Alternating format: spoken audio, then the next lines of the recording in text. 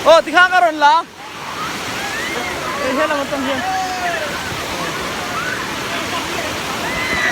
Aqualand. Eh? Oh. Eh? Aron, so nadadat eh may ah.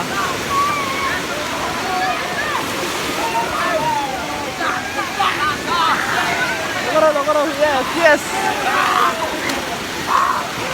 Impos ulit. Na video. Eh, video mo pa pila. Hindi mga kakalasan. Eh,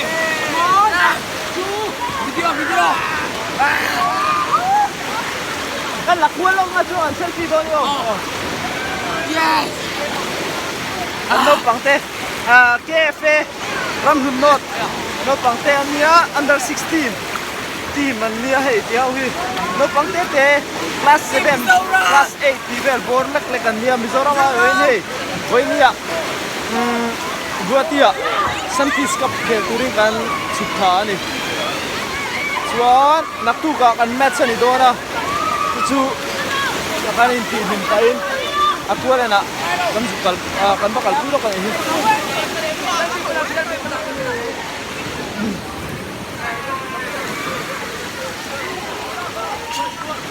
Ini lampang tu kau hian luam deh kap meh. Oh pek muai deh ute. Hey. Oh giara. In dia mana? In ma alo film kurau. Alo om. Aku kel kel.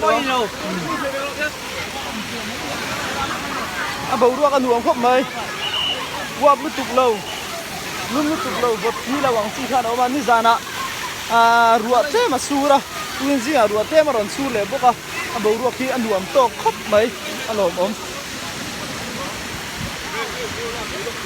bang ơi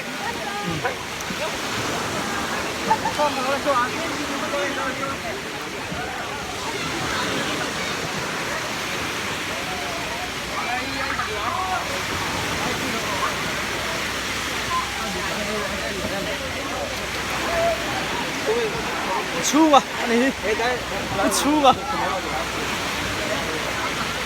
kan midfielder ania hi lal mangaya ani ram hunlot thawani